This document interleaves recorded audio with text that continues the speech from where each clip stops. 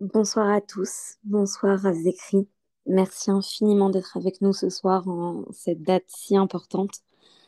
Alors, pour introduire le Mm. sujet, vous êtes avec moi? Oui, Ah, super. On a quelque peu réfléchi sur le titre et plus particulièrement sur le mot obsession. On s'est dit, est-ce que c'est adapté ou pas? Et puis finalement, on est venu à dire qu'il n'y avait pas un autre mot qui pouvait autant définir ce que vous allez chercher à nous faire comprendre ce soir. Donc voilà, sans plus attendre, je vous laisse la parole. Merci infiniment encore une fois d'être avec nous et voilà, à vous la parole. Merci beaucoup. avec grand plaisir. Bonsoir à tous. Gutiam Tev.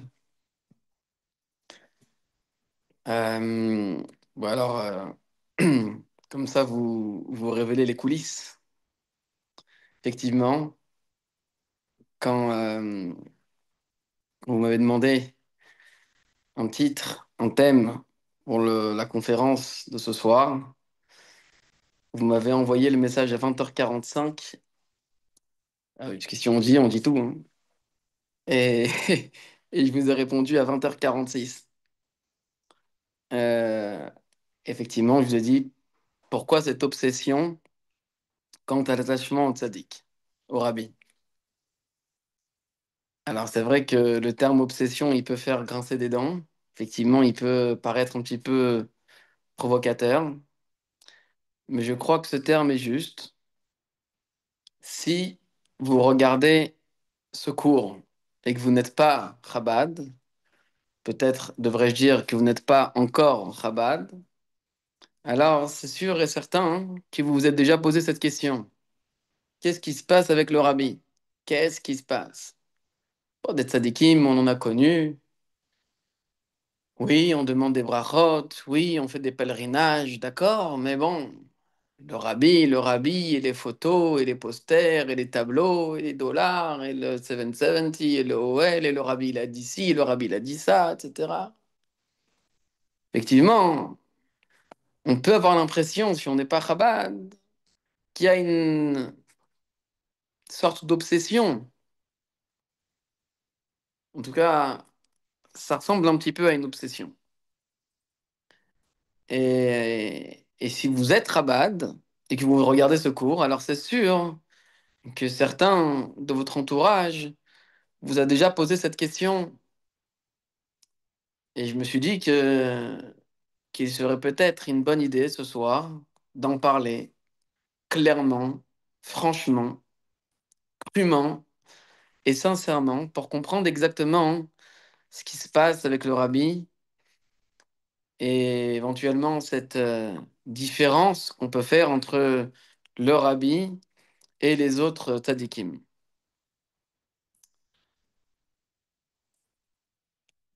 Bien, ce soir, nous célébrons tous ensemble le 123e anniversaire du Rabbi. C'est un jour très spécial et on va essayer aujourd'hui de comprendre quel est le rôle d'un Rabbi, quel est le rôle d'un Nassi dans ce monde et pour nous. Euh,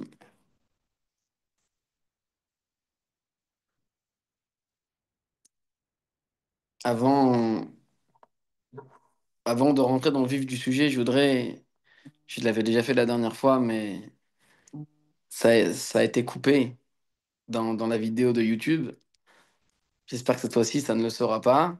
Je voudrais encore dire un grand et cher Koyar à toutes les personnes qui participent au projet Menorah Live, qui est un projet absolument fantastique, qui permet à des milliers de personnes de suivre des cours en direct ou en différé. Et il y a encore plein d'autres choses pour les adultes comme pour les enfants. Alors dire un grand chazak, et en même temps c'est l'occasion de souligner mon ami Rabbi Riel Agege pour cette initiative absolument incroyable. J'espère que les personnes qui s'occupent de la vidéo YouTube ne vont pas couper cette partie cette fois-ci, parce que c'est écrit que mitzvah le farsamo c'est mitzvah, que c'est une mitzvah de diffuser et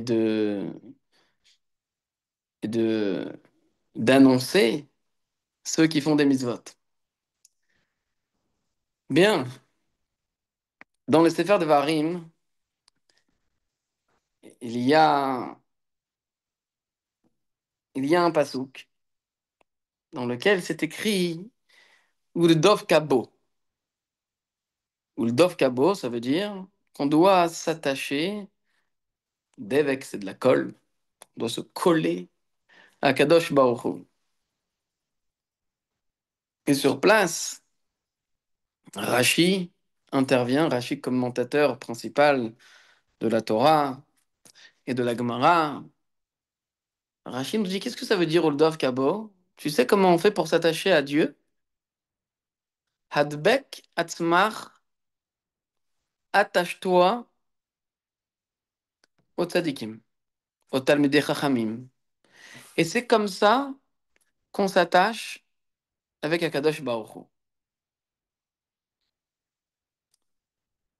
Effectivement, le tzaddik, il a pour rôle de relier le peuple juif à Akadosh Baruch Hu.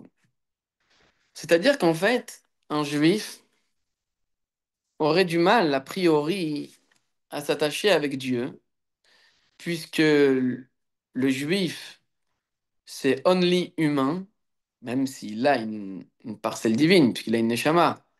Mais consciemment, ce avec quoi on vit, c'est quand même notre corps. Donc le juif est totalement humain, Dieu est totalement divin. Alors humain et divin, a priori, ça peut pas coller. Quand vous prenez un téléphone, vous avez un iPhone ou un téléphone, n'importe lequel, et il n'a pas de batterie, vous devez le charger. De quoi le téléphone il a besoin? Le téléphone il a besoin d'électricité. Oui. Alors a priori, vous pourriez prendre votre téléphone et vous allez le coller à la prise, parce que dans la prise, il y a là-bas une source d'électricité. Est-ce que votre téléphone il va se charger? Non. Pourquoi? Parce qu'il manque un câble. Le câble, il a un petit peu de quelque chose qui rentre dans un téléphone, et en même temps, il a quelque chose qui rentre dans la prise, et de cette façon, le téléphone, il peut se recharger. Ce câble-là, c'est le tzaddik. Le tzaddik, il a pour rôle dans ce monde de relier le peuple juif à Kadosh Baruch Hu. D'ailleurs, on, on s'apprête à célébrer ensemble la sortie d'Égypte. Et finalement, le stade ultime de la sortie d'Égypte, on pourrait dire que c'était 7 jours plus tard, ce que nous, on appelle Shvi Shel Pesach, lorsque les Bénis Israël ont traversé la mer Rouge à pied sec.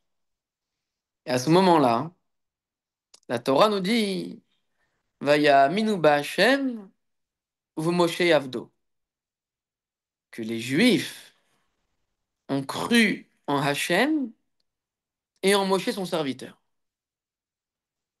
Les Chachamim demandent, a priori, Vaya minu Hashem n'était pas suffisant. Pourquoi c'était pas suffisant?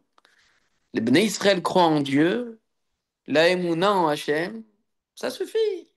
Pourquoi il faut Moshe Avdo?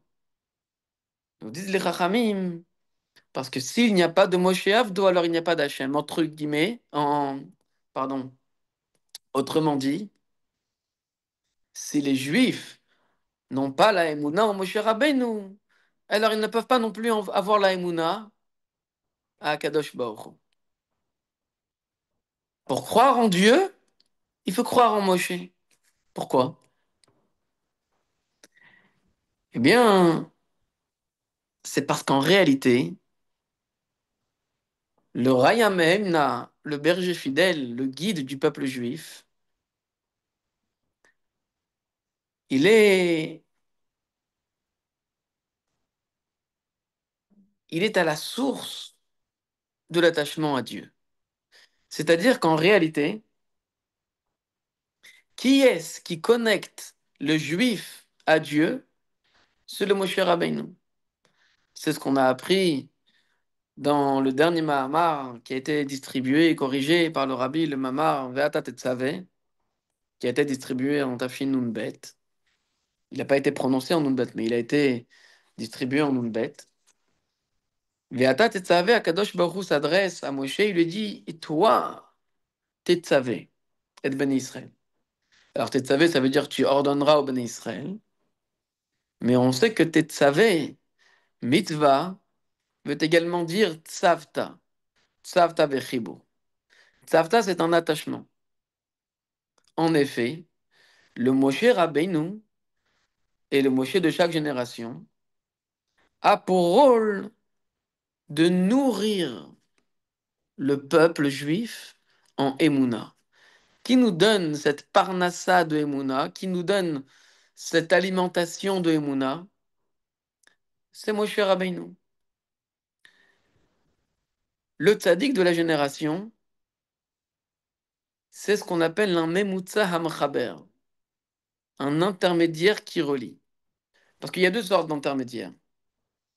Il y a un intermédiaire qui s'interpose. Prenez l'exemple pardon, d'un agent immobilier. Lui, son, son rôle, c'est de s'interposer entre le client et le vendeur, le propriétaire. Pourquoi? Évidemment, parce qu'il veut toucher sa commission. Donc lui, il s'interpose. C'est un intermédiaire qui s'interpose. Mais il y a aussi un intermédiaire qui relie. Comme par exemple un chatran, une chatranite. Le chatran, lui, il sert à relier deux personnes. Mais lui, son but, c'est pas de s'interposer. Il veut pas rester au milieu. Il veut pas rester au milieu toute sa vie. Lui, il est là pour rattacher les deux. Ça, c'est le sens de Moshe Rabbeinu. Le Zohar nous dit qu'il passe tout à des Moshe Bechol Dara Vedara, que dans chaque génération, il y a une incarnation de Moshe Rabbeinu. Alors, comment savoir qui est le Moshe Rabbeinu de la génération? Eh bien, ça, c'est très simple.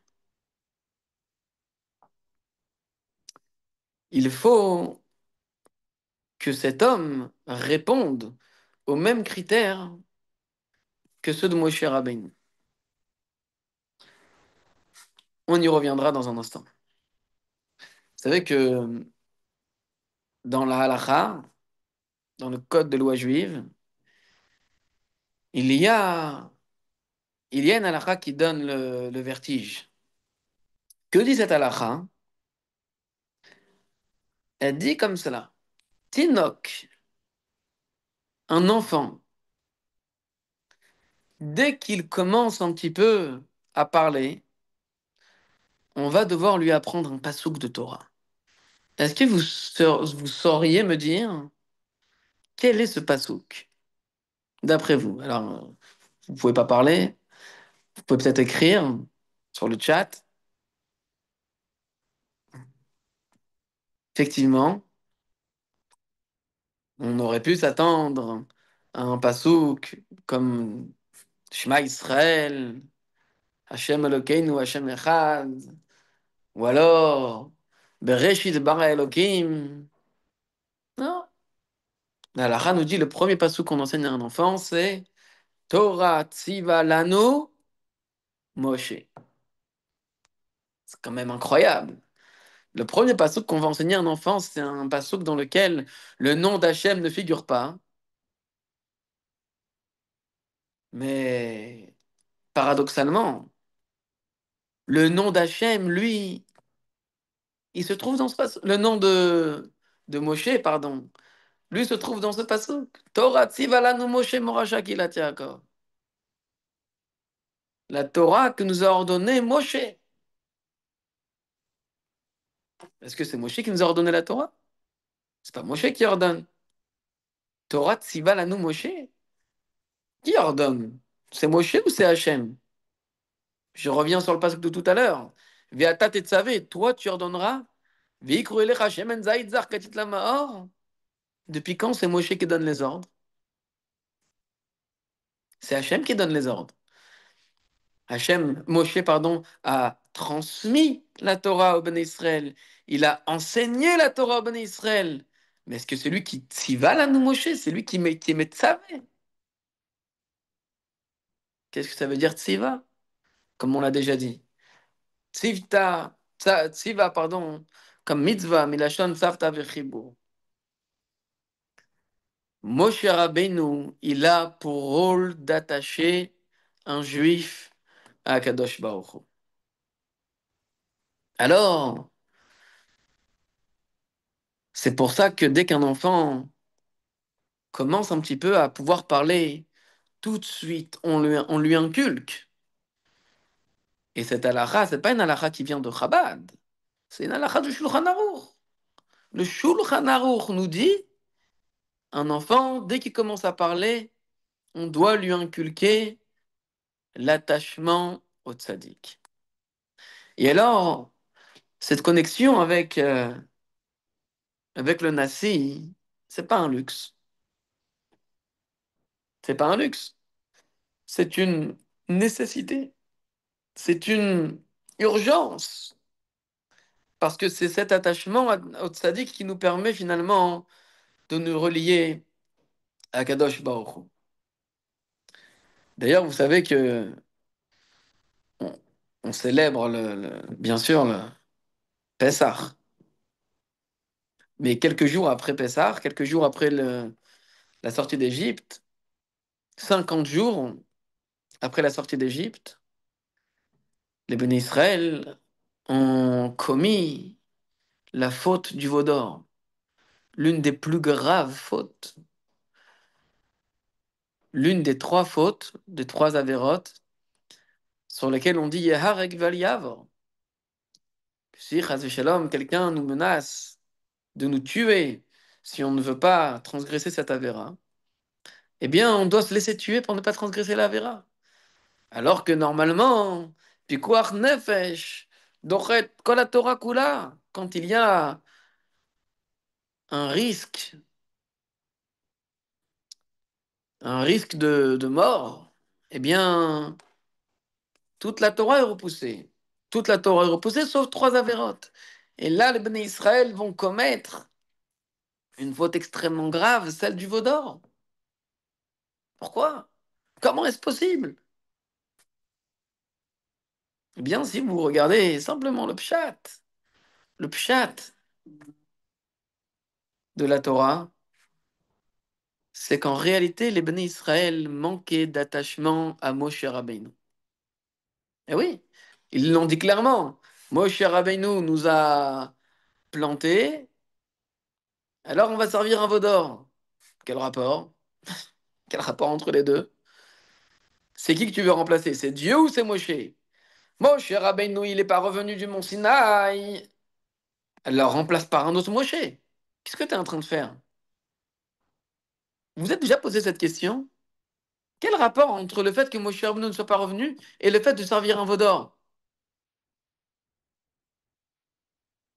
En réalité, c'est justement parce que les Béné Israël ont manqué d'attachement, ont manqué de cache-route envers leur rabbi, Moshe Rabbeinu, qu'ils ont servi un veau d'or. C'est d'ailleurs pour cela que, pour réparer cette faute, les Béné Israël ont dû donner un machatzit à shekel. Moshe Rabbeinu a demandé à Dieu, mais comment? Comment est-ce possible qu'un demi-shekel pardonne une faute aussi grave que celle du veau d'or? Et Kadosh Baruch Hu lui a montré, pardon, une matbea shel esh. Oui, il lui a montré un machasit à shekel en feu. Il lui a dit, tu vois, même un machatzit shekel, s'il est donné avec sincérité, avec chaleur, avec passion, eh bien, il peut pardonner même la faute du veau d'or, même une faute aussi grave. D'ailleurs, je pense que vous avez déjà entendu ce petit vort, mais j'aime bien le répéter, et je pense qu'il peut toujours faire du bien. Machatzit, le mot machatzit, c'est un mot qui a 5 lettres. Mem, Chet, Tzadik, Yud, Tav. Et la lettre centrale, donc la troisième lettre, c'est le Tzadik. Le Tzadik, c'est justement cet homme auquel il faut s'attacher pour être relié à Kadosh Baruch Hu. Quelles sont les 2 lettres les plus proches du Tzadik? Donc celle qui est juste avant le Tzadik et celle qui est juste après le Tzadik, c'est la lettre Ret et Yud. Chai. Effectivement, celui qui est attaché au Tzadik, alors il est Chai, il est vivant. Et quelles sont les 2 lettres qui sont les plus éloignées du Tzadik? Ce sont la lettre Mem Tav, Met. Parce que quelqu'un qui n'est pas attaché au Tzadik, alors malheureusement, lui manque l'essentiel de la vitalité. Et on y reviendra également dans quelques instants quand on parlera du Rabbi.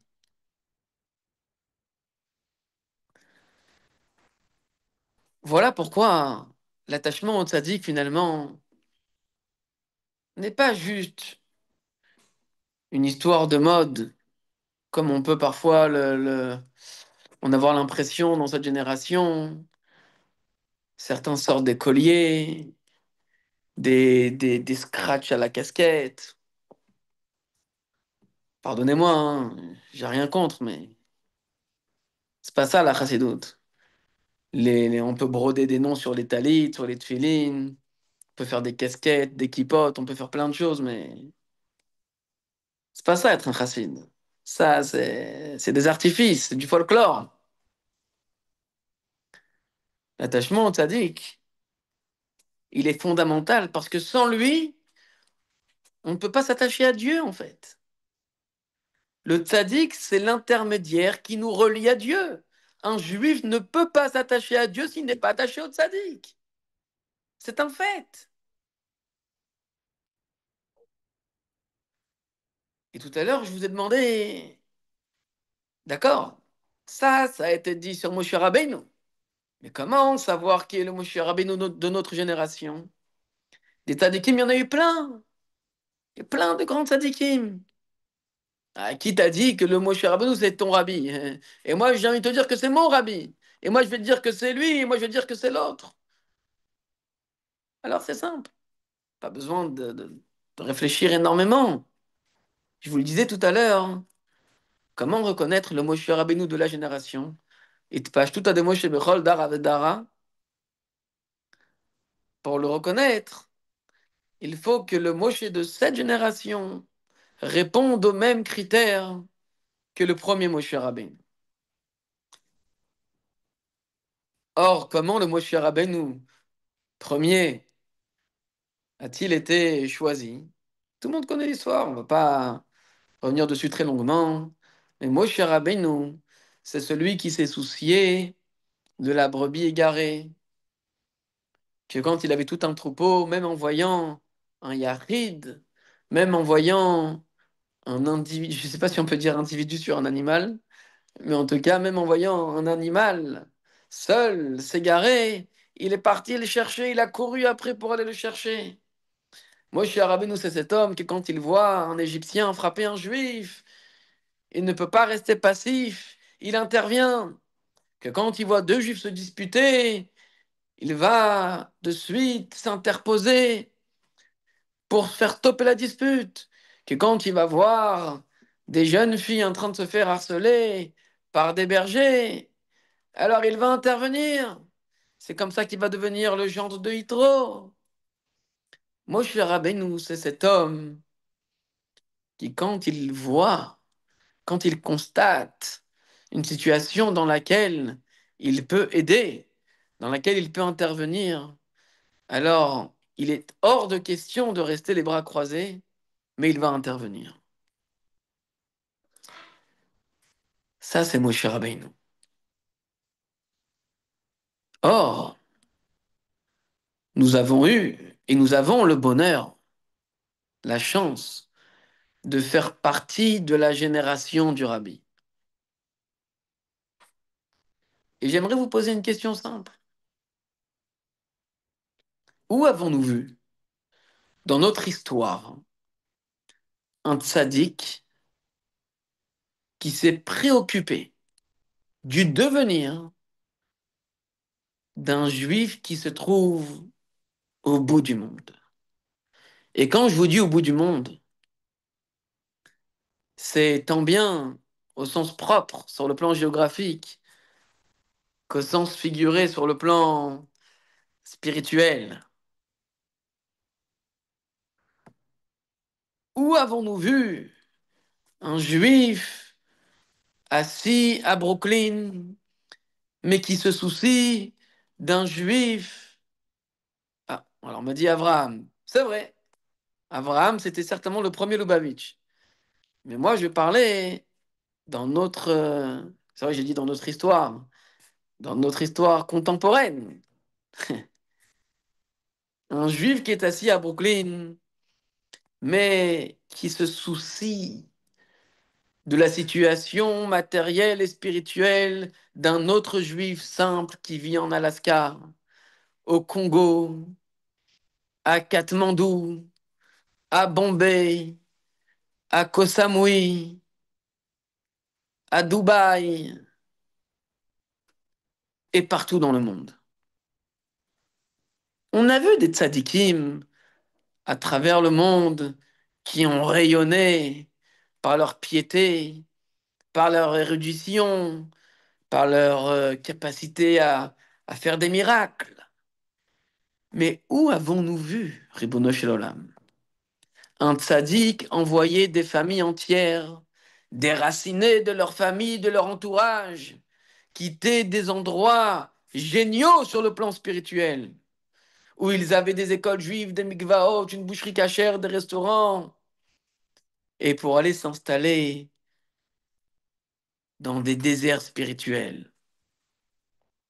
Où avons-nous vu? Eh bien, en fait, c'est pas la peine de chercher bien loin. Il y en a un seul, et unique, c'est le rabbi.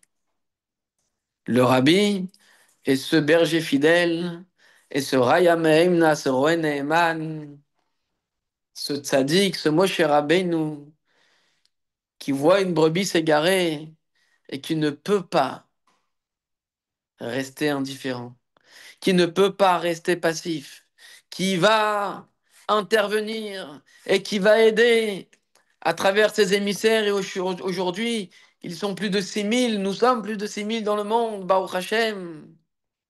Tout ça pour apporter un petit peu de lumière, un petit peu de réconfort à un autre juif.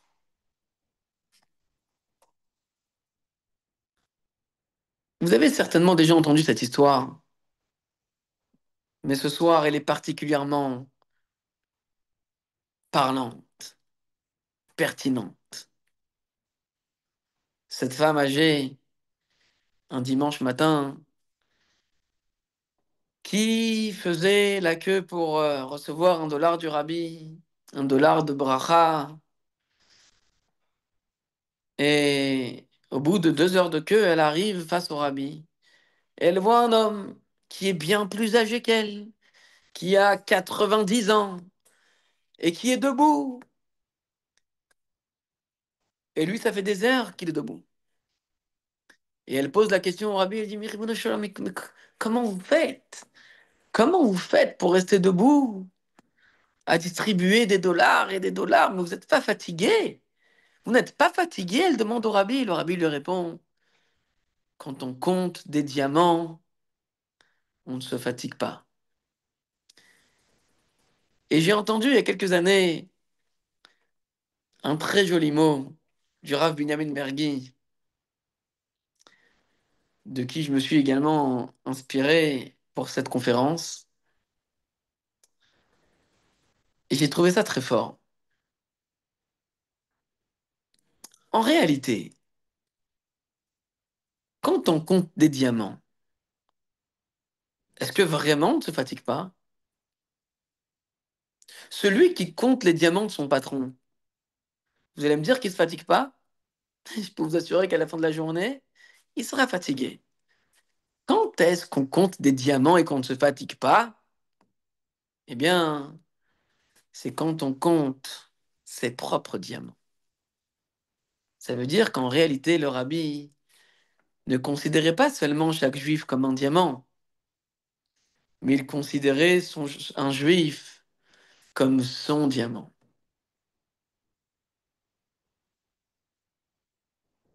Parce que le rabbi avait un amour. Ah, pardon. Le rabbi a un amour infini pour chacun. Et cet amour, il l'a inculqué et il l'a transmis à ses chassidim et à ses shluchim. Il a enseigné aux juifs, il a enseigné aux chassidim qu'un juif est un trésor. Chaque juif est un trésor. J'ai dans ma classe, j'ai fait cette année en m'inspirant d'une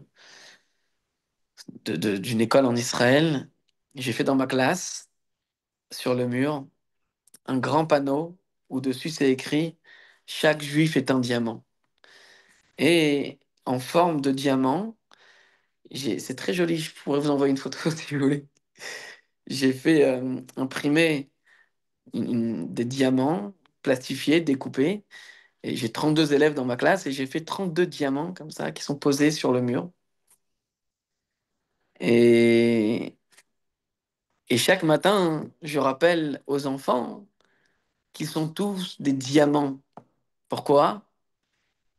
Eh bien, parce que chaque juif a un chelek elokam imal mamash, une parcelle divine. Une parcelle divine. Hachem, il a mis un petit bout de lui dans chaque juif. Et la chassidoute nous explique que Etzem Eino Mitralek, qu'une naissance ne peut pas se diviser. Je vais vous donner un exemple. Prenez une pomme, vous la coupez en quatre, en huit. Vous allez manger un morceau de la pomme, une parcelle de la pomme. Est-ce que dans le morceau que vous allez manger, vous allez avoir moins de goût que si vous aviez mangé toute la pomme? Non. Pourquoi? Parce que le goût, c'est du etzem, c'est l'essence de la pomme. Alors même si vous coupez la pomme en 10, vous aurez toujours le même goût. Certes, il durera moins longtemps que si vous mangez toute la pomme, mais le goût c'est le même. Vous n'avez pas moins de goût. Et ça mène au mitralek. Quand on dit qu'un juif il a une neshama, que cette neshama c'est une parcelle divine, ça veut dire qu'en chaque juif il y a Dieu, tout simplement.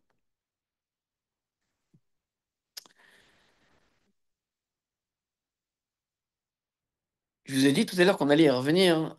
Et Chaim,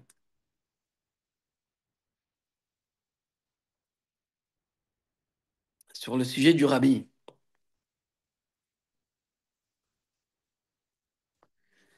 Rabbi, je pense que vous le savez tous, c'est les initiales de Rosh Bnei Israël, la tête du peuple juif. C'est quoi la tête? Au-delà du fait que c'est la partie la plus haute du corps, supérieure du corps, que c'est celle qui commande tout le corps. La tête, elle a deux fonctions extrêmement importantes que je vais partager avec vous maintenant. D'abord, La tête, c'est cet organe, enfin le cerveau, par qui transite toute l'énergie du corps. C'est-à-dire que même l'ongle du pied, il tient son énergie, sa force et sa vitalité du cerveau. Et par conséquent, un membre qui est en bonne santé, c'est un membre qui est relié à la tête. Quand Chas Shalom, un membre n'est pas connecté au cerveau, eh bien c'est un membre qui n'a pas de vie. C'est un membre qui est handicapé. Ainsi donc, nous qui sommes les membres du corps des Béné Israël, pour être vivants, pour être productifs, pour être un juif attaché à Kadosh Baruch Hu, on doit être connecté à la tête. On doit être connecté au Rosh Ben Israël, on doit être connecté au Rabbi. C'est pas une obsession en fait, c'est une obligation. Sans cela, on ne peut pas vivre. C'est une condition sine qua non à la vie juive.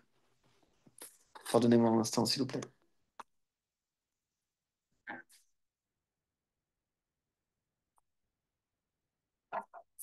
Mais je vous ai dit que j'allais vous dire deux choses sur la tête. Et la deuxième chose, et je le dis avec émotion parce que c'est vraiment quelque chose qu'on a vu chez le Rabbi. Le cerveau, c'est cet organe qui est capable de ressentir la douleur, non seulement de la tête, des épaules, du cou, mais c'est aussi cet organe qui est capable de ressentir la douleur même quand elle est dans le pied. Vous voyez là où je veux en venir. Le rabbi est cette personne qui est capable de ressentir le manque, de ressentir la solitude, de ressentir la douleur, le chagrin, la tristesse, la détresse d'un juif qui se trouve au bout du monde. Et il va aller l'aider. D'innombrables histoires sont connues sur ce sujet-là. Et comme je vois qu'il est déjà 21h40, je vais, je vais essayer d'avancer un petit peu et je vais pas pouvoir m'éterniser sur les histoires. Mais juste, petite histoire hein, qui me plaît beaucoup. Le rabbi était assis lors d'un Farbrengen et il voit un juif qui est au 770, un jeune homme, et il l'appelle. Dans un premier temps, il lui dit de boire les chaim, et ensuite il lui demande comment tu t'appelles. Et le juif lui répond, je m'appelle Isaac, Yitzhak. Et le rabbi lui dit, qu'est-ce que tu fais dans la vie? Alors il lui dit, je suis étudiant en fac, à l'université. Alors le rabbi lui demande, dis-moi, tu sais qui était Yitzhak? Alors il lui dit, oui, Yitzhak, c'est notre patriarche, le fils d'Abraham, le père de Yaakov. Il dit, oui. Et il faisait quoi dans la vie, Yitzhak? Ah, le juif ne sait, le garçon, pardon, ne sait plus répondre. Alors le rabbi lui dit, tu sais, Yitzhak, il creusait des puits. Tu sais ce que ça veut dire creuser des puits? Ça veut dire que quand tu cherches de l'or ou quand tu cherches de l'eau, tu vas creuser. Parfois, tu vas creuser 1 mètre et tu vas voir qu'il n'y a rien. Alors tu pourrais te dire, je vais arrêter de creuser parce qu'il n'y a rien. Mais Yitzhak, lui, continue à creuser jusqu'à qu'il va trouver de l'or, jusqu'à qu'il va trouver de l'eau, jusqu'à qu'il va trouver de la vie. C'était ça, Yitzhak. Alors le rabbi lui dit, il serait bon que dans ton université, tu mettes les téphilines à tes camarades de confession juive. Et là, le jeune homme est très gêné. Et il dit au rabbi, mais rabbi, comment, comment voudriez-vous que je mette les téphilines à d'autres juifs alors que moi-même je ne l'aimais pas? Et le rabbi lui a dit, eh bien, ce sera la meilleure façon pour toi de commencer à les mettre. Autrement dit, le rabbi est en train de dire à ce juif, en quoi tes copains, tes camarades de classe ou d'université sont-ils responsables du fait que toi tu ne mettes pas les filines pour que eux ne les mettent pas non plus? Mais cette vision, elle est incroyable. Cette vision est folle. Elle est absolument révolutionnaire. Le rabbi n'a pas fait des followers. Le rabbi, il a fait des leaders. Ça, c'était le. Ah, je vais pas pouvoir revenir dessus ce soir. En vérité, j'ai plein de choses à vous dire, mais le temps passe, le temps passe. C'était l'intervention qu'avait fait le Rabbi Jonathan, Rabbi Lord, Jonathan Sachs, Alav Shalom, Zichrono Livracha, lors d'un Kinus HaShluchim il y a très longtemps, peut-être au moins 15 ans. Parce que lui aussi, il avait une histoire un petit peu similaire avec le rabbi quand il était étudiant.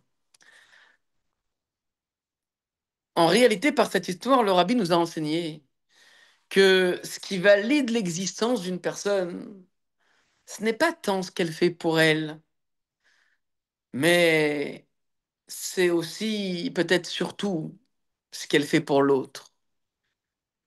Parce que finalement, la meilleure manière de recevoir, eh bien, c'est de donner. Quand on donne à l'autre, on reçoit davantage. Ce message, cet enseignement que le rabbi a donné à cet étudiant, c'est le message qu'il a imprimé à notre génération. Et vous savez quoi? Cette philosophie, cette école de pensée a fini, a même fini par déteindre sur ceux qui à l'époque, nous critiquaient même sur cette manière d'aborder et de rapprocher les Juifs. Il y a une histoire, euh, Madame Lévy, est-ce qu'on a encore du temps? Est-ce que vous Oui, bien pensez sûr. que... Et attendez, j'ai même des questions après à vous poser, donc j'espère que vous avez du temps. Moi j'ai du temps, c'est Youdelef Nissan, Super. j'ai toute la nuit, mais Alors, on est je en veux, Farmragan. Très, très bien. Prenez je veux votre temps. pas... On vous je- suit. Bon, ça va.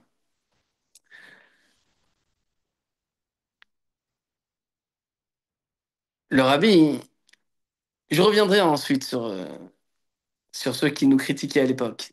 Je reviendrai ensuite. Mais le rabbi, il s'est pas seulement préoccupé des plus petits, mais il s'est aussi préoccupé des plus grands. Vous connaissez sans doute Zalman Shazar. Zalman Shazar, lui, il provient il provenait d'une famille Chabad. Shazar, c'est Shneur Zalman Rubashov. Rubashov, je sais plus. Mais bon, quand il a grandi, il s'est un petit peu, voilà, et il a été rapproché par le rabbi. Il a eu une proximité très spéciale avec le rabbi. Le rabbi lui avait même prédit, si je puis dire, prophétisé, qu'il allait avoir de postes très importants en Israël. Et finalement, c'est devenu l'un des présidents de l'État d'Israël. Et, pardon, excusez-moi, j'ai reçu un appel, pardon. Lorsqu'il a entamé son voyage aux États-Unis, son premier voyage officiel à la Maison-Blanche, il a demandé qu'on inscrive dans son planning une visite chez le rabbi.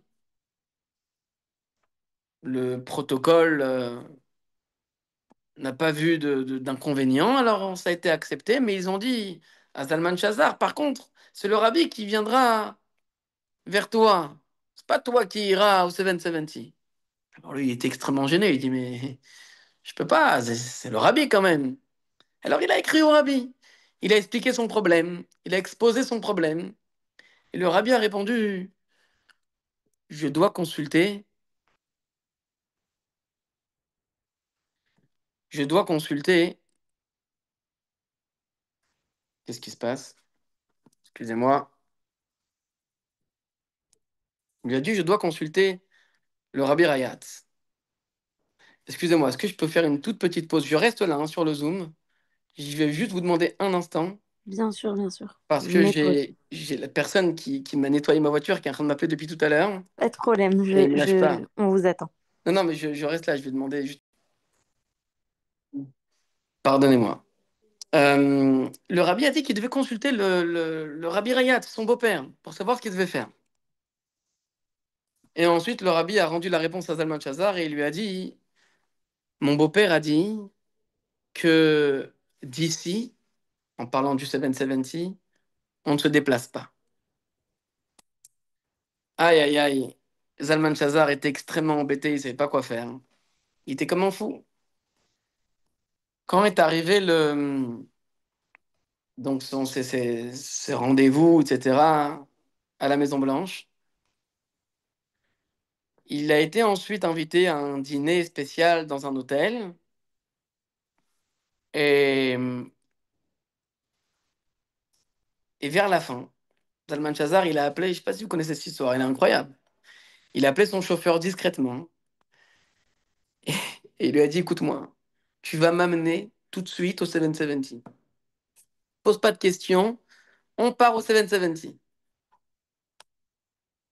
Le chauffeur s'est exécuté et ils sont partis. Maintenant, imaginez, le président d'Israël a disparu. Le Mossad, le FBI, tout le monde est en folie totale. Ils ont réussi à géolocaliser la voiture assez rapidement et ils ont réalisé qu'il était en train de se diriger vers le 770. Tout le monde l'a suivi, les hélicoptères, les camions, les voitures. Zalman Shazar est arrivé, le 770, le rabbi l'a accueilli. Il y a une vidéo d'ailleurs qui existe. On voit un gros une sorte de rebook entre le rabbi et Zalman Shazar. Le rabbi l'a fait venir dans son bureau. Et, et en marchant avec lui, il lui a dit, tu sais, cet endroit-là, c'est un endroit dans lequel le rabbi Yosef Yitzhak a prié pendant plus de 10 ans. Il lui a dit, tu vois, cette synagogue, j'aurais pas pu te l'amener à l'hôtel. Ensuite, quand ils sont rentrés dans le bureau, le rabbi lui a dit, tu sais, dans ce bureau-là, il y a eu des milliers de larmes qui ont été versées, de prières qui ont été prononcées. Ce bureau-là, je ne pouvais pas te l'emmener à l'hôtel.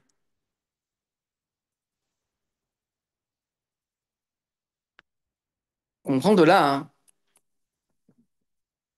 comment le rabbi a voulu, non pas s'excuser, mais du moins apaiser un petit peu la conscience de Zalman Shazar en lui expliquant exactement pourquoi, pourquoi il était fondamental qu'il reste sur place et que ce soit Zalman Shazar qui se déplace.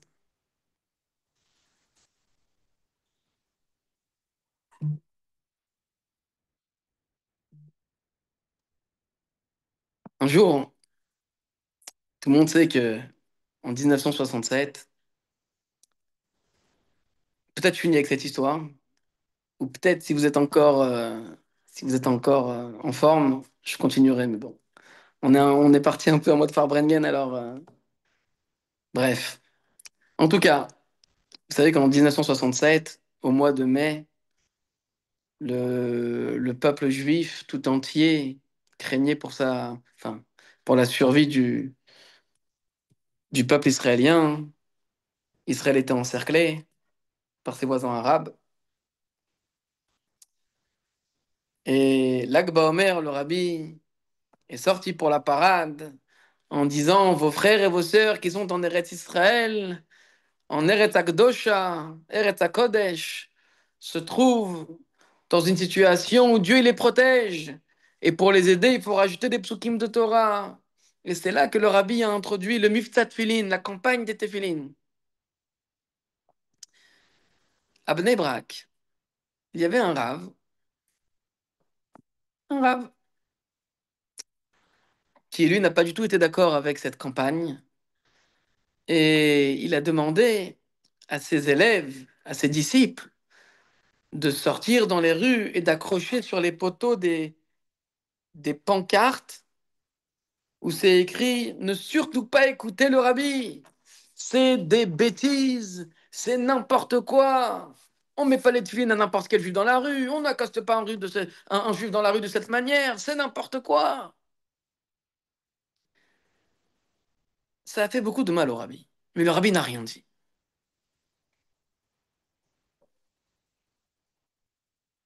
Ce rave avait plusieurs enfants.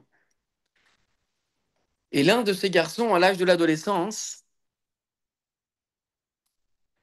a quitté malheureusement le chemin qu'on lui avait tracé.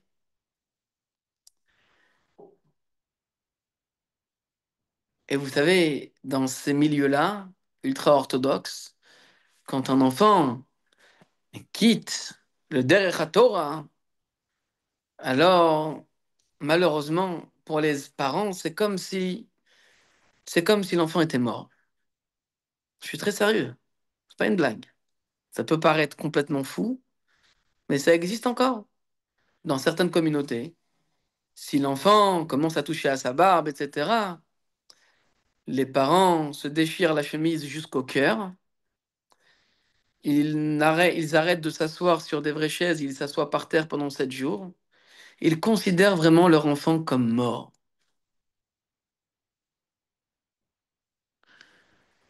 Cet enfant a quitté la maison, il a été renvoyé de la maison. Et pendant quelques semaines, il errait à Tel Aviv. Un jour, il se balade dans la Tachana Merkazit de Tel Aviv. Et là, il croise un Bachour Chabad avec sa paire de rachis, sa paire de tefilines, qui lui propose de mettre les tefilines. Dans un premier temps, le Bachour, il envoie balader comme bon fidèle israélien. Et le Chabad, comme bon fidèle Chabad, il insiste, elle dit: ça va, 30 secondes, 1 minute, je t'assure, ça va être très rapide.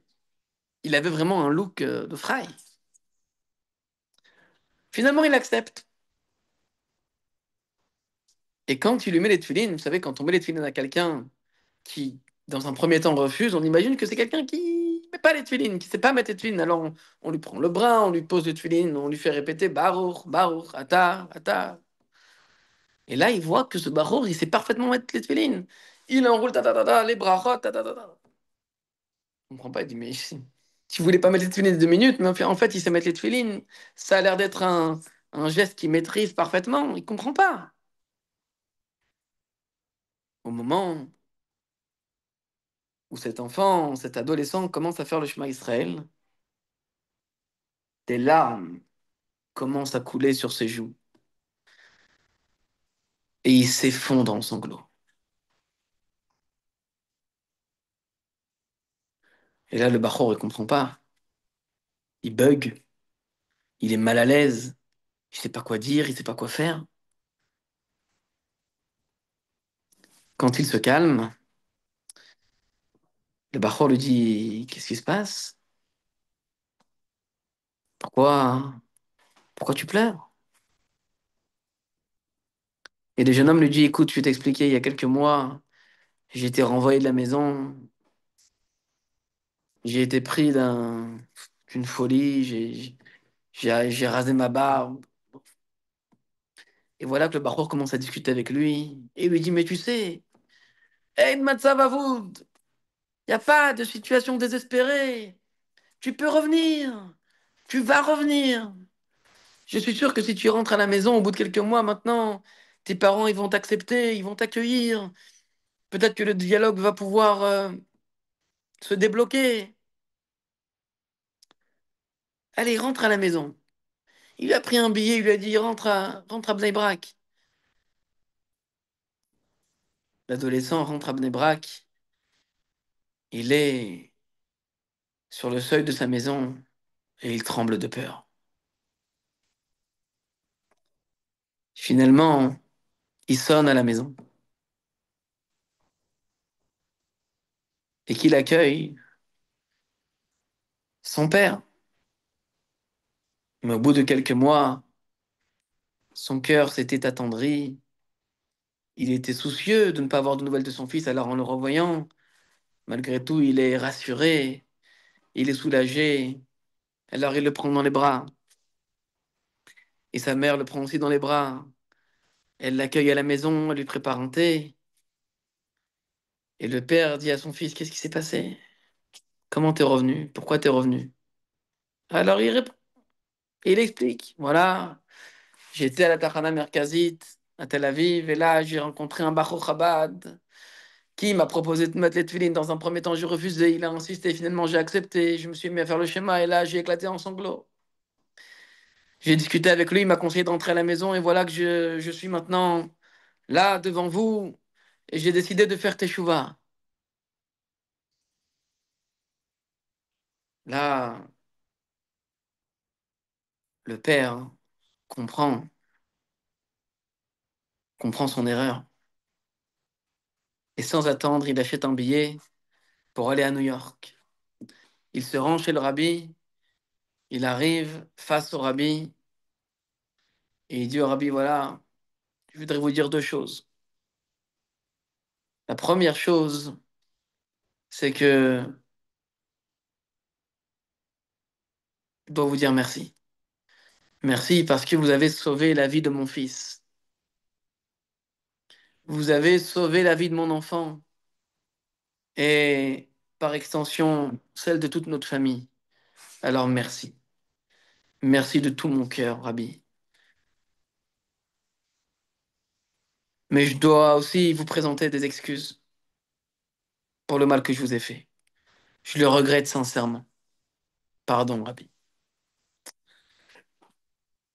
Le Rabbi l'a regardé très sérieusement et lui a dit, tu sais pourquoi tu as été touché? Tu sais pourquoi tu as fini par être d'accord avec moi? Eh bien, parce que ça a touché ton enfant. Alors, comprends s'il te plaît, le Rabbi lui a dit, comprends s'il te plaît que pour moi, tous les juifs sont comme mes enfants.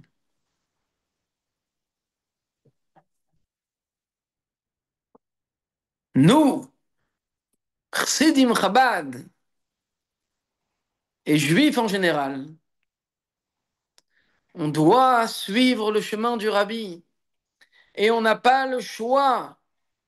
On n'a pas d'autre choix que de se connecter de façon forte, solide et profonde avec le Rabbi pour continuer et perpétrer ses enseignements et continuer à suivre cette voie en or que le Rabbi nous a tracée. Par Ahavat Israël, par amour, par bienveillance. Et c'est de cette façon,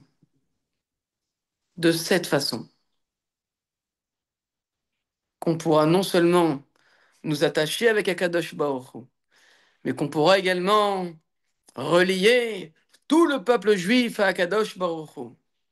pour finalement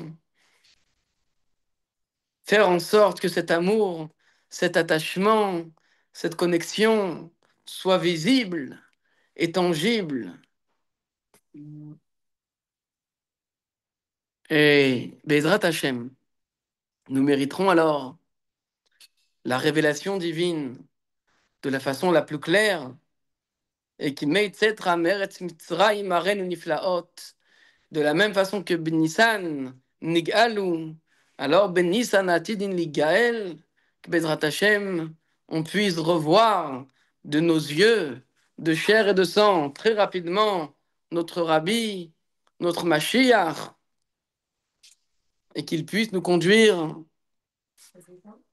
Bezrat Hashem, très rapidement à Yerushalayim Mirakodesh, avec la reconstruction du troisième Beth Amikdash, Bimhera Be'amenu Mamash. Merci à tous. Rav Zekri, Oui, est-ce que je peux vous prendre encore 1 ou 2 minutes? Comme ça, j'essaye de rassembler un petit peu. Il y a eu peut-être une vingtaine de réactions. Vous les avez pas sur le Zoom, mais je les ai vues en privé. Bah, au Hachem, merci infiniment. Vraiment dommage que plaisir. vous n'ayez pas qu'on n'est pas en vrai tous ensemble parce que bah, au Hachem, ça a vraiment plu. Moi, la première, mais vraiment, en tout cas, merci beaucoup. J'essaye de vous résumer en quelques questions, comme ça, on vous prend pas trop de temps. Alors, les questions qui sont beaucoup revenues, c'est, OK, concrètement, alors, comment on peut s'attacher au rabbi? Par quelles actions concrètes on peut ressentir cet attachement avec le rabbi? Bien. En réalité, ça devrait faire l'objet d'une conférence Oui, tout entière. oui, oui. Mais, comme vous n'avez pas beaucoup de temps, alors je vais vous répondre rapidement. Déjà, le rabbi a donné des instructions claires comment on s'attache au rabbi. Mais juste une petite anecdote mignonne. Euh, un jour, il y a un juif qui a demandé au rabbi, qui a dit au rabbi, voilà, j'aimerais bien être votre chassid, mais je suis pas prêt je suis pas prêt de devenir Lubavitch. J'ai juste pas envie de devenir Chabad, la barbe, le chapeau, les rumrods de Pessah, la folie. Je suis pas prêt. Je suis pas prêt. Je veux bien être un. J'ai envie d'être votre raciste, mais je suis pas prêt à être Chabad, Lubavitch. C'est ce que le rabbi lui a répondu. Vous connaissez cette histoire? Le rabbi lui a dit, si tu vas te coucher le soir et que chaque soir, tu te promets d'être un petit peu mieux le lendemain, alors tu seras mon chassid. Est-ce que c'est une aura pratique ou une aura clalite? C'est-à-dire, est-ce que cette histoire, elle concerne uniquement cette personne ou est-ce qu'elle peut concerner tout le monde? C'est pas à moi de le dire.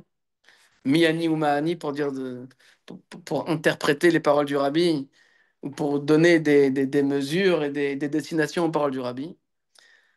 Mais je pense que c'est déjà un élément de réponse. Parce que le rabbi, c'est pas le rabbi des Lubavitch. Le rabbi, c'est le rabbi. Le Rosh Bnei Israël, on l'a déjà expliqué, c'est la tête du peuple juif. Donc finalement, chaque action qu'on peut faire de mieux pour Akadosh Baruch Hu, c'est déjà une manière de s'attacher au rabbi. Bon, ça c'était la réponse, on va dire, facile. Enfin, pas la réponse facile, mais l'action facile. Maintenant, il faut savoir une chose, c'est que le rabbi il a laissé une Torah. On a une cinquantaine de volumes de l'Ikouté Sirot, si on réunit les Sirot en hébreu, en yiddish et celles des Sefer HaSirot de Memchet Anunbet, on a à peu près une cinquantaine de livres.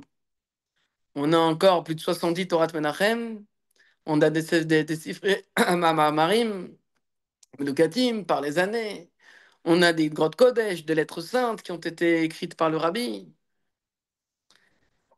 Déjà, en étudiant la Torah du rabbi, en étudiant la chassidoute du rabbi, c'est déjà une manière directe de s'attacher au rabbi. Le... Puisqu'on parlait d'obsession, il est clair et net pour moi, et je pense pour n'importe quel chassid Chabad, que l'obsession du rabbi a été, a été Mashiach. Et c'est pas moi qui le dis, le rabbi lui-même l'a dit. Le rabbi a dit I'm crazy, crazy about Mashiach. Le rabbi a dit je suis fou de Mashiach. Donc je peux dire que c'était une obsession pour le rabbi. Et certainement que si chaque juif prend sur lui d'étudier les Nanegeulah Mashiach, de penser à Mashiach, de prier pour Mashiach, de vivre avec Mashiach, c'est aussi certainement une manière de s'attacher au rabbi direct. Mais il y a aussi d'autres choses. Il y a également les Horaot, les Takanot du rabbi, tout ce que le rabbi a instauré, Ritad Rambam. Et il y a bien sûr les Miftaïm que le rabbi a instauré. Et par chacune de ces voies, c'est une manière directe de s'attacher au rabbi. Est-ce que j'ai répondu à votre question? Oui, oui, je pense que c'était ça qu'on attendait. Alors, enfin, en fait, c'était plus des réactions, mais j'ai envie de vous la poser quand même en question. Il y a pas mal de personnes qui ont partagé que le fait d'être attaché au rabbi, ça les a aidés à des moments de leur vie, pendant des épreuves, des défis qu'ils vivaient. Alors peut-être que ça peut être une question qui peut être intéressante à poser, c'est justement comment le fait d'être attaché au rabbi, il nous aide à surmonter les défis de la vie, les challenges, voilà. Un petit peu comme un coach, je sais pas, je le vois un petit peu comme ça. Vous êtes à la mode. Voilà. Ok. Je peux encore vous répondre par une histoire. Oui, c'est toujours comme ça qu'on l'intègre le mieux, donc oui. Vous connaissez certainement cette histoire de la petite fille qui est allée chez le rabbi. Le rabbi lui a donné $1. Et, et cette petite fille, quand elle est sortie du 770, vous savez, il y a des petites marches en béton juste à la sortie du 770. Quand elle est sortie, elle est tombée. Et elle s'est dit, comment ça? Je reçois $1 du rabbi et je tombe. C'est pas normal. Excusez-moi, hein, je relève mon surtout qui fait très chaud chez moi. Et donc, elle a décidé, pleine de courage, de refaire la queue. Elle a refait la queue. Elle s'est présentée à nouveau devant le rabbi. Elle a dit au rabbi, comment se fait-il que je sois tombé alors que vous m'avez donné une bracha? Non, dans le dollar que vous m'avez donné, il y a une bracha. Et à peine je suis sorti, je suis tombé. Le rabbi lui a répondu, je t'ai pas donné $1 pour que tu ne puisses pas tomber. Je t'ai donné $1 pour que tu aies la force de te relever. Alors cette histoire, elle est jolie. Mais je pense qu'on pourrait l'interpréter de manière un petit peu plus profonde. Quand on s'attache au rabbi, je vais vous dire, en fait, on se situe tout de suite, comme on dit en yiddish, à tefar hecher, un tefar plus haut. Un tefar, c'est une mesure, à peu près 10 centimètres, un petit peu moins. On se situe tout de suite un petit peu plus haut. C'est-à-dire que dans notre perspective, dans notre façon de voir le monde, dans notre façon de voir la vie, de voir même notre entourage, les gens qu'on rencontre, les épreuves qu'on rencontre, tout de suite la vision elle est différente. Parce que notre perspective est beaucoup plus lointaine, est beaucoup plus profonde, est beaucoup plus importante, elle a beaucoup plus d'enjeux. Et donc c'est normal que dans les moments de difficulté, quand on est attaché au rabbi, on sera plus fort. On disait tout à l'heure que le rabbi, comme Moshe Rabbeinu, c'est celui qui est Metzavé, qui nourrit les Juifs en Emouna. J'ai à peine effleuré le Mamar Be'atat Tetzaveh. Mais c'est ça la Nekuda, que quand on s'attache au rabbi, alors notre émouna est plus forte. Si notre émouna est plus forte, c'est normal qu'on sache aborder le monde et les obstacles avec beaucoup plus de force et avec plus de hauteur, si vous voulez. Mais si vous me permettez, hein, c'est pas pour ça qu'on doit s'attacher au rabbi. Le rabbi, c'est pas un psy. Si on a besoin d'un psy, on va payer une psy, 70 euros. pour la séance, je m'y connais, et on règle nos problèmes de cette façon. On ne cherche pas un médecin, on ne cherche pas un coach, on ne cherche pas un psy. Je sais que c'est pas ce que vous avez dit, hein, mais c'est important quand même de l'expliquer. Le rabbi, on doit s'attacher au rabbi parce que c'est le conducteur de la divinité. C'est pour ça qu'on s'attache au rabbi. By the way, derech Hagav, ça va aussi résoudre d'autres problèmes psychiques, mentaux, etc., etc. Mais ça, c'est un bénéfice annexe, si vous me le permettez. Ok, magnifique. Alors, on va prendre une dernière question parce que bon, je pense que comme on l'a dit, chaque question, ça demande un zoom. Peut-être qu'on ferait une série sur tout ça. Mais dans tous les cas, je prends une dernière question. Plaisir. Euh, alors, je vais essayer de la poser comme ça. Est-ce que l'attachement qu'on a pour le rabbi, il est plus intellectuel ou est-ce qu'il est plus émotionnel? Je pense que c'est comme ça la question, c'est est-ce que on est plus attaché au rabbi comme un père, voilà, une émotion comme ça, ou alors un peu plus comme voilà, un prof ou enfin, évidemment, les Havdil avec le rabbi, mais voilà, si vous avez compris, c'était ça la Bon, question. j'ai compris votre question. Déjà, entre parenthèses, c'est très intéressant je parle pas de vous, hein, mais c'est très moderne aussi, cette manie de dissocier l'intellectuel de l'émotionnel. Stam, je vous le dis comme ça, il est arrivé dans ma vie que j'étudie un petit peu la psychologie. Le- L'intellectuel de l'émotionnel sont indissociables. Les gens, par exemple, ils aiment bien parler de HPI, HPE. En réalité, profondément, c'est la même chose. Quelqu'un de très intelligent, c'est quelqu'un d'hypersensible. Quelqu'un d'hypersensible, c'est quelqu'un de très intelligent. Bref, ça c'était juste une parenthèse. Déjà pour vous dire que l'intellectuel et l'émotionnel se rejoignent les deux. Et d'ailleurs, en chassidoute, les facultés intellectuelles, on les appelle les parents, oui, puisque Chochma Binadat sont appelés Abba Veima, et les émotions sont appelées les enfants. Ça, on apprend en chassidoute. Euh, Alors pourquoi? Pourquoi les parents et les enfants? Parce que de la même façon que les parents sont ceux qui donnent naissance aux enfants, de la même façon, la raison, la logique, le rationnel, l'intellectuel, le cérébral, c'est ce qui va donner la naissance, donc c'est ce qui va donner le résultat des sentiments et des émotions. Donc en réalité, si on s'attache au rabbi par une sira ou par un mahamar, c'est sûr que c'est un attachement qui va être sikhli dans un premier temps. Mais tout le travail, c'est justement de faire descendre le sechel vers le lev. Veyadata hayom, veyadata hayom, vashevota el levavecha. Et donc, finalement, le travail, ça va être de pouvoir prendre tout ce qui est rentré dans mon intellect et d'en faire des émotions. Ça, c'est pour vous donner une réponse un peu technique. Maintenant, si vous voulez une réponse très franche, et là, par contre, c'est pas une chita que je vais vous donner. C'est moi. Je vous parle de quelque chose d'absolument personnel. Pour moi, l'attachement au rabbi, c'est émotionnel. Le rabbi, c'est mon père. Quand j'écris au rabbi, je lui dis tu.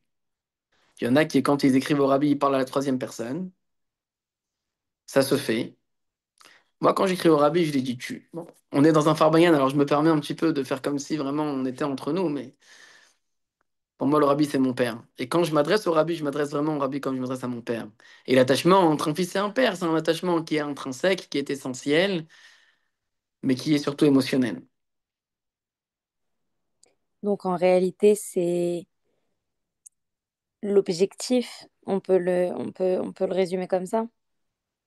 C'est la destination d'avoir un attachement qui est descendu dans l'émotionnel. Je pense, oui. Ouais, je pense aussi. Ok, merci infiniment. Est-ce que vous voulez nous dire un petit mot de la fin quand même pour... Vous voulez encore un mot? Allez, encore un mot. Moi, des mots, j'en ai, hein. Allez, encore un mot ou une histoire et on s'arrête là. Bon, je vais commencer par une mini anecdote, mais c'est un mot en fait. Et je pense que ce mot, il est important parce que il concerne à la fois chaque juif et à la fois, il est pour moi la quintessence du rabbi. Et pardon de parler comme ça, c'est peut-être un peu grossier de ma part, mais c'est pas à moi de juger c'est quoi la quintessence du rabbi, mais de ce qu'on a étudié, de ce qu'on a vu, je pense qu'on pourrait être d'accord avec ce que je veux dire. En tout cas, un jour, on a interrogé le Baal Shem Tov. Et on lui a dit, qu'est-ce qui est plus fort? D'aimer un juif ou d'aimer Dieu? Ah, voilà une bonne question. Alors, à votre avis, le Baal Shem Tov, il a répondu quoi? Vous pouvez écrire sur le chat. À votre avis, le Baal Shem Tov, il a répondu quoi? Bien sûr, il lui a dit d'aimer un autre juif. Le Baal Shem Tov lui a répondu, c'est plus fort d'aimer un autre juif. Quand on dit un autre juif, c'est pas un copain. Alors, Alors, j'ai vu un message qui vient de défiler. C'est écrit si tu aimes Hachem, tu aimes forcément notre juif, je crois. Et en fait, justement non. Pourquoi le Baal Shem Tov il a dit c'est plus fort d'aimer un autre juif? Encore une fois, je précise, quand ici on dit un autre juif, c'est pas un copain. Aimer un copain, c'est normal. Pourquoi on aime un copain? Parce que souvent il nous apporte quelque chose. Ou parfois on se retrouve dans cette personne et donc on apprécie la personne. Là, quand le Baal Shem Tov lui dit aimer un autre juif, on parle même un juif qu'on ne connaît pas. Évidemment que c'est plus fort d'aimer un autre juif que d'aimer Hachem. Pourquoi? Parce que Hachem, c'est lui, notre banquier, qui nous donne l'argent. C'est lui, notre médecin, qui nous donne la santé. C'est lui qui nous donne les brachot dans le Shalom Bayit. Donc c'est notre psy conjugal. C'est lui qui nous donne les brachot pour le chinour des enfants. Donc c'est aussi notre coach parental. C'est lui qui nous donne tout. Et donc, parfois, on peut croire qu'on aime Hachem, alors qu'en fait, c'est peut-être nous qu'on aime. Et quand on dit qu'on aime Hachem, en réalité, on aime ce qu'Hachem nous donne.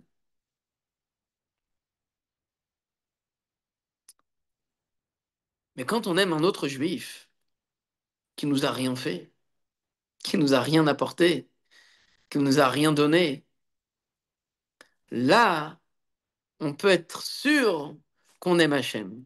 Parce que ce qu'on aime chez ce juif, c'est pas son argent, c'est pas sa, comment dire, sa notoriété, c'est pas tout ce qui peut nous apporter de bien.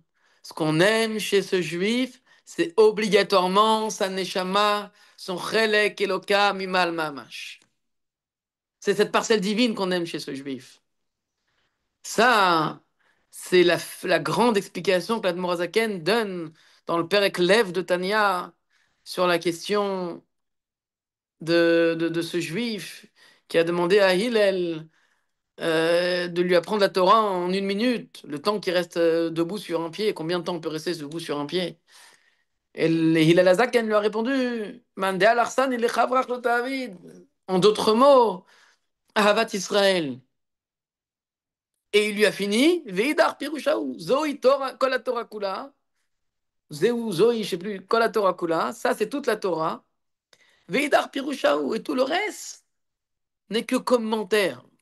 Ça veut dire c'est ça, que commentaire. Ah bon? Le fait de mettre les tefilines, c'est un commentaire de Havat Israël? Quel rapport? Fait de respecter le Shabbat au cache-route, c'est un commentaire de Havat Israël. Qu'est-ce que ça veut dire, ça?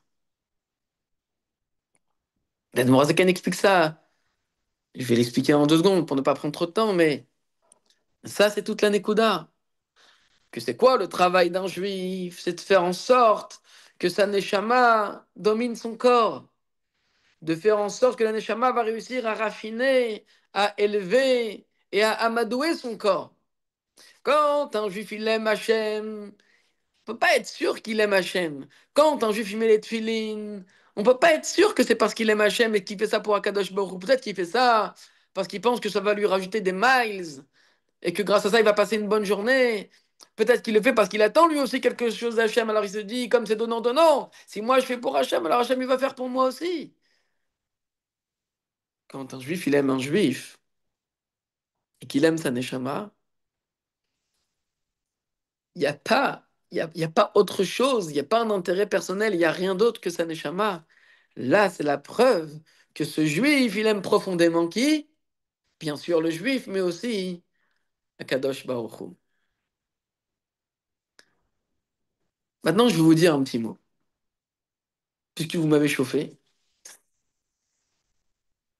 Là, on a dépassé le temps, diplomatique. On va passer au temps un peu plus sérieux. Il y a des gens qui comprennent pas l'attachement au rabbi. Il y a même parfois des gens qui disent que ouais, c'est de l'idolâtrie. Qu'est-ce que vous faites? Le rabbi, le rabbi, le rabbi. Vous connaissez l'histoire, hein?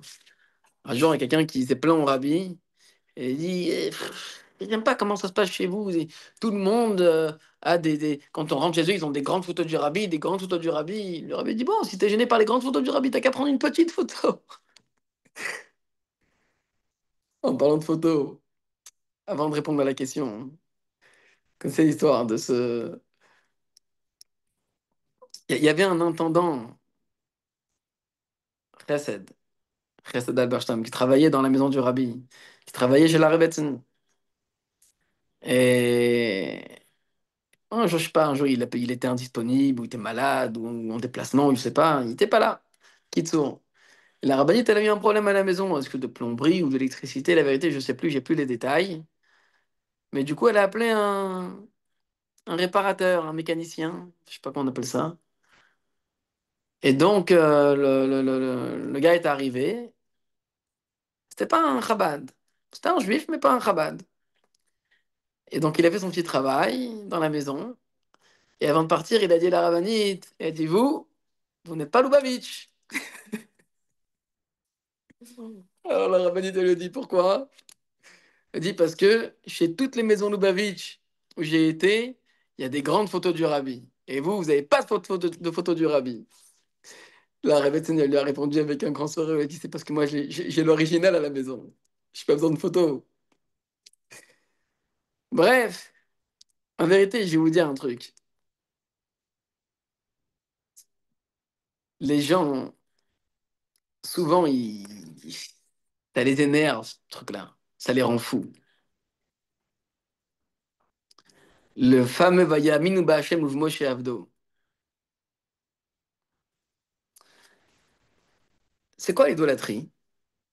L'idolâtrie, c'est de prendre une entité qui n'a rien à voir avec Dieu et d'en faire un Dieu. C'est ce que la Gemara, elle dit dans ma Masechet Shabbat, sur Moshe Rabbeinu. Attention, je vais dire un truc de fou, là. Mais c'est pas moi, hein, c'est pas le Rabbi, c'est pas Chabad, c'est la Gemara. Marquez que Moshe Rabbeinu, c'était un demi-dieu. Oh là là là là. Un demi-dieu. Vous saviez ça? La Gemara, elle dit que Moshe Rabbeinu, il était shoutaf avec Akadosh Baruch Hu dans Maseh Bereshit. Il était associé à Dieu. Et elle va plus loin, et elle dit que Moshe Rabbeinu, c'était Chetzio Harishon Milmata Ish, et Chetzio Hasheni Milmala Elokim. que la première moitié en partant du bas, c'était un homme, la deuxième moitié en partant du haut, c'était Dieu. Alors quand on parle de bas et de haut, on ne parle pas de pied jusqu'à la taille, de taille jusqu'à la tête. Il avait quand même un corps d'être humain. Bon, bien qu'il était très grand, mais bon. Moi, je vais vous dire quelque chose. Il n'y a rien d'étonnant que Moshe Rabbeinu soit un demi-dieu. Rien d'étonnant. Et il n'y a rien d'étonnant que, que le Rabbi aussi. Pourquoi il n'y a rien d'étonnant? En réalité, tous ceux qui étudient un petit peu Chassidut comprennent ça très facilement. Il n'y a rien d'intégriste, il n'y a rien de fanatique, il n'y a rien d'extrémiste là-dedans. On sait très bien que tout le monde, c'est Dieu. Oui. Quand on dit que Einod Milvado, en Chassidut, ça ne veut pas dire Einod Milvado, il n'y a pas d'autre Dieu à part Dieu. Qu'est-ce que ça veut dire Einod Milvado selon le Chassidut? Ça veut dire qu'il n'y a rien d'autre qui existe dans le monde à part Dieu. Parce que tout le monde, c'est soit la parole de Dieu, soit la pensée de Dieu. Mais tout est Dieu. La table sur laquelle je vous parle, si Dieu il arrête de prononcer le mot Shulchan, la table sur laquelle je vous parle, elle va disparaître, elle va plus exister, Bichlal. C'est pas elle va être détruite ou elle va avoir un problème, c'est que Bichlal, elle va plus exister. C'est-à-dire que moi, ici, je vois une table. Pourquoi je vois une table? Parce que Dieu, il a voulu créer le monde avec Elohim, Bereshit bara Elohim, il a voulu qu'il y ait un tzimtzum, il a voulu qu'avec nos yeux, on ait le choix de voir soit le monde, soit Dieu, pour qu'on puisse avoir un mérite en voyant Dieu dans le monde, mais il a voulu quand même qu'on puisse voir un monde. Alors moi, je vois une table, mais en fait, cette table, c'est pas une table, cette table, c'est Dieu. C'est la parole de Dieu, c'est la Mechadash V'tu B'chol Yom Tov Maseh Bereshit, c'est ce chidouche qu'Akadosh Baruch Hu fait à chaque instant, en renouvelant la créature, la création. Un juif, c'est plus que ça. Chiba Yetera Nodat Lahem, Chiba Yetera, Shenikru Banim Lamakom. Un juif, c'est l'enfant de Dieu. Un juif, il a une parcelle divine, on a expliqué tout à l'heure, comme le morceau de pomme. Un morceau de la pomme, quand je mange un morceau de pomme, qu'est-ce que je dis? Tu manges quoi? Ben, je mange un bout de la pomme. Tu dis, je mange une pomme. Je mange une pomme. Dans un juif, il y a Dieu. C'est quoi un juif? C'est Dieu. Alors dire sur un juif que c'est Dieu, ça va. Mais dire sur le rabbi que c'est Dieu, oh, idolâtrie. C'est quoi la différence? Un juif aussi, c'est Dieu. Et la maïs, c'est quoi la différence entre un juif et un tzaddik et un rabbi? C'est que le juif, à cause de son Yetzer Hara, et à cause de son Nefesh Habaïmis, à cause de son âme animale, alors malheureusement, il empêche la divinité qui est en lui d'émaner de lui, de se révéler de la manière la plus pure, la plus limpide, la plus propre et la plus claire. Mais chez un tzaddik, qui toute sa vie c'est de servir à Kadosh Baruch Hu, alors lui, son Chelek Eloka, sa parcelle divine, elle peut émaner de lui de la manière la plus parfaite. Et quand on voit cet homme, on voit Dieu. Et ça, c'est pas le cas du rabbi seulement, c'est le cas de n'importe quel tzaddik. Le rabbi, c'est encore autre chose. Le rabbi, c'est plus qu'un. Enfin, c'est pas une question de plus ou de moins. C'est pas une question de supériorité et infériorité. Autrefois, quelqu'un m'a parlé de ça au Bet Rabad. Quand on parle c'est comparaison n'est pas raison. Il ne s'agit pas de faire des comparaisons. De toute façon, ça n'a aucun sens de faire des comparaisons entre un tzaddik et un autre tzaddik. C'est juste que dans le monde, chacun a un rôle. Le rôle, le job, si je puis dire, qu'a le rabbi, il est différent. Ça ne veut pas dire qu'il est mieux ou plus grand, mais pas de plus grand, de plus petit, de supérieur, d'inférieur, de plus haut, de plus bas. C'est pas ça. C'est pas ça du tout. C'est juste que le rabbi, il a reçu de Dieu une mission différente. À l'époque de Moshe Rabbeinu, il y avait bien Aaron Cohen, il y avait bien Elazar, il y avait bien Nadav et Abihu. Nadav et Abihu. Moshe lui-même a dit que Nadav et Abihu, ils étaient plus hauts que lui. Lui, il a dit à Aaron dans la Torah. Rachid dit clairement que Moshe Rabbeinu s'est adressé à Aaron, il lui a dit que ses enfants qui sont morts, ils sont plus hauts que eux. Donc c'est pas une question de plus haut, plus bas. C'est une question d'unique. Le rabbi, il est unique. Le rabbi, il est unique. Le travail du rabbi, il a été unique, il continue d'être unique. Même si aujourd'hui, bah, au Hachem, on a de plus en plus de courants, Froum, j'en ai parlé tout à l'heure rapidement, qui rejoignent les mêmes qui critiquaient il y a quelques années. Aujourd'hui, bah, au Hachem, non seulement ils rejoignent, mais ils le font avec beaucoup de force, et on voit qu'il y a beaucoup de sites, etc. Internet, beaucoup de cours, etc., de gens qui maintenant font du kirouv. Bah, au Hachem, c'est magnifique. Je finirai avec une petite histoire, la dernière. Ça fait quand même 1 heure et demie. Il va falloir peut-être s'arrêter à un moment. Le... Ah ouais, enfin bref. Bon, je vais en raconter une. Pas trop non plus. C'est un juif. Ah, cette vidéo, elle est sur YouTube, on peut la retrouver. Ce juif, il passe devant le rabbi, c'est un rave. Et il dit au rabbi, il dit, je voudrais vous dire que moi aussi, je fais du kiruv rechokim. Kiruv rechokim, ça veut dire rapprocher les éloignés. Et le rabbi, avec son oreille, il fait, ah! Alors il dit, et il répète, il croit que le rabbi l'entendait pas. Bref, donc il lui dit, je fais du kiruv rechokim, je rapproche ceux qui sont loin. Et le rabbi, encore une fois, il dit, ah! Et le gars, il répète encore une fois. Le rabbi lui dit, mais je comprends pas. Si c'est un juif que tu rapproches, comment tu peux l'appeler rachok? Ça n'existe pas un juif rachok. Juif loin, c'est un oxymore. Juif, c'est par définition un juif proche. C'est juste qu'il faut aller fouiller, il faut aller révéler, il faut aller peut-être un petit peu dépoussiérer. C'est juste une question de révélation. Alors nous, ce soir, Yudalef Nissan, le jour d'anniversaire du Rabbi, le Chaim, notre travail, c'est de se demander qu'est-ce qu'on peut faire pour se rapprocher davantage du Rabbi, pour s'attacher davantage au Rabbi, et pour continuer justement à suivre cette voie que nous a tracée le Rabbi. De cette manière, non seulement on va pouvoir s'attacher au Rabbi, je commence à bafouiller, je fatigue, je fatigue. Et de cette manière, Bezrat Hashem, on pourra non seulement être délivré d'Égypte, comme on va le faire dans quelques jours, mais on pourra, Bezrat Hashem, être délivré tous ensemble, concrètement, complètement et éternellement avec ma chère Tzidkenu. Ok, je vous relance pas. Je vous envoie un message privé. Merci infiniment. Vraiment, Non, c'est quoi, bon. pourquoi il y a Non, d'autres non, questions? c'est moi. C'est moi. Mais bon, après, j'ai répondu, je pense, à toutes les questions qui ont été posées. Mais en tout cas, vraiment, merci, merci beaucoup. Vraiment, Kol Hakavod, c'était vraiment, vraiment un Farbrienne de qualité. Merci infiniment. Avec grand plaisir. Merci à vous de m'avoir Baruch invité. Hashem. Et encore un grand chazak à toute l'équipe de Menorah Live. Que Dieu vous Baruch Hashem. bénisse. Merci. Pessar Kasher Vesameach Bessar et Keshav Mashiach Now.